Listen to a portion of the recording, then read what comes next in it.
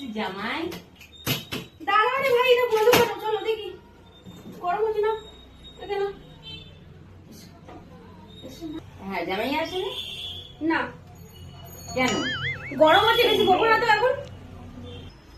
ও কি রান্না করেছো? ভাত আর মাছের ঝোল। এক দুটো ভাত দাও না গো।